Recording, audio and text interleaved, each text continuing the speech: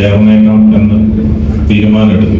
അപ്പൊ ഇനി നെഗറ്റീവ് തരത്തിലല്ലോ എന്ന് ഓർത്ത് അപ്പം പറഞ്ഞ് ഞാൻ അങ്ങനെ ഇതിൻ്റെ അകത്ത് ഇതായി. അടുത്ത സിനിമ വന്നു കഴിഞ്ഞപ്പോൾ വീണ്ടും അതായത് ഓരോരുത്തരുടെ അഭിപ്രായങ്ങളാണല്ലോ, നല്ലതുകൊണ്ട് ചീത്തയുണ്ട്. അപ്പോൾ വീണ്ടും ഇങ്ങനെ ഇത് വന്നു, മോശം അഭിപ്രായങ്ങൾ വന്നു കഴിഞ്ഞപ്പം അപ്പോഴാണ് ഞാൻ ആലോചിച്ചത്, കൺകെട്ട് എന്ന് പറയുന്ന സിനിമയിൽ വീണ്ടും ഞാൻ ആലോചിച്ചു. എന്താണെന്ന് വെച്ചാൽ ജയറാം വന്നു കഴിഞ്ഞപ്പോൾ ഇങ്ങനെ പറഞ്ഞല്ലോ, ഞാനുണ്ടെന്ന് പറഞ്ഞു കഴിഞ്ഞപ്പോൾ മാമുക്കോയെ തോളെ കൈയിട്ടിട്ട് ആരുണ്ടോ ഞങ്ങളെ തൊട്ട് കളിക്കാൻ തോന്നി.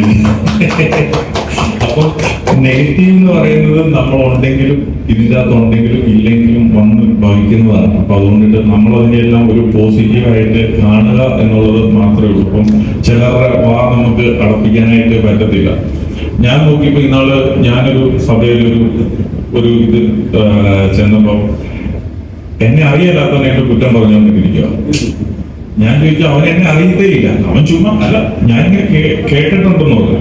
അപ്പൊ എന്ന് പറഞ്ഞ പോലെ ഒരാളുടെ നമുക്ക് അടച്ചുകൂടാനായിട്ട് പറ്റത്തില്ല. അഭിപ്രായങ്ങൾ ഇങ്ങനെ സംഭവിച്ചുകൊണ്ടിരിക്കും. സിനിമ വരുന്നുണ്ടോ അഭിപ്രായങ്ങൾ വന്നുകൊണ്ടിട്ടേയിരിക്കും. അപ്പൊ അതുകൊണ്ട് ഇതൊക്കെ ഒരു സ്പോർട്സ്മാൻ സ്പിരിറ്റിൽ എടുക്കുക.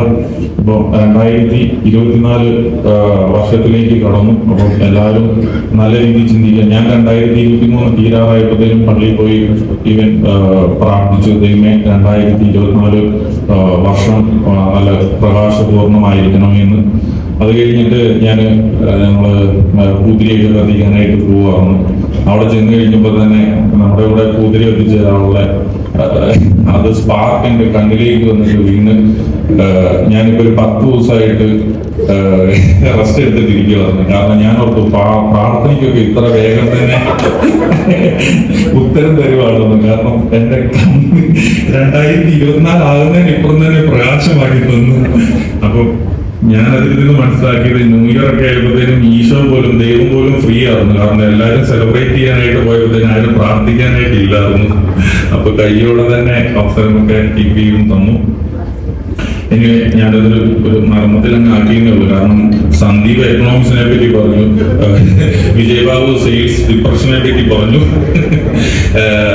അതൊക്കെ കവിത പറഞ്ഞു. അപ്പൊ അതുകൊണ്ടിട്ട് എല്ലാവരും ഒരു സീരിയസ് ടോക്കിലേക്കൊക്കെ പോവാണ്. അപ്പൊ എല്ലാവരും പറഞ്ഞു ഇതൊരു കുടുംബം, ഒരു സിനിഫൈൽ എന്ന് പറയുന്ന ഒരു കുടുംബമാണ്, അതിന്റെ മെമ്പേഴ്സ് ആണ് ടീം വന്നിരിക്കുന്നത്. അപ്പൊ അതെല്ലാം ഒരു ഫണ്ണായിട്ട് കാണുക. പക്ഷെ അതിന്റെ ഇടയിൽ വിജയബാബു പറഞ്ഞൊരു വളരെ വലിയ കാര്യമാണ്, ചെറിയ സിനിമകൾ വരുമ്പോൾ തിയേറ്ററിന്റെ ഷോസ് തരുന്നത്. അതിപ്പോ ഞാൻ ഉൾപ്പെടെ ഉള്ളവർക്ക് സംഭവിക്കുന്നതാണ്. കാരണം അത് ഞങ്ങൾ സീരിയസ് ഡിസ്കഷൻ നടത്തിക്കൊണ്ടിരിക്കുന്ന ഒരു വിഷയമാണ്. അതിനെപ്പറ്റി ഇന്ന് രാത്രിയിൽ തന്നെ ഉപലക്ഷിതമായിട്ട് ഞങ്ങൾ ചിന്തിച്ചു. വിജയ് ബാബുവിനോട് അടുത്ത ദിവസം തന്നെ ഇതിന്റെ തീരുമാനങ്ങൾ അറിയിക്കുന്നതായിരിക്കും. ഇങ്ങനെ 1 ലക്ഷം സബ്സ്ക്രൈബേഴ്സ് ആയി സിനിഫൈലില്. 2 രീതിയിൽ പറയാം, സിനിഫൈൽ എന്നും പറയാം, സിനിഫീൽ എന്നും പറയാം, എങ്ങനെ വേണമെങ്കിലൊക്കെ പറയാം. പക്ഷെ അതിന്റെ ഇവരുടെ ഒരു സന്തോഷ മൊമെന്റിൽ പങ്കെടുക്കാനായിട്ടാണ് ഞങ്ങൾ എല്ലാവരും വന്നത്. അപ്പോ അതുകൊണ്ടിട്ട് ഒരിക്കൽ കൂടി ഇതിന്റെ മുന്നിലും പിന്നിലൊക്കെ പ്രവർത്തിക്കുന്ന എല്ലാവർക്കും, വിജിത്തും ബാക്കിയുള്ള കൂട്ടാളികൾക്കും പടയാളികൾക്കും എല്ലാം ഒരു ആശംസ നേരുവാണ്. So happy new year to all. Okay.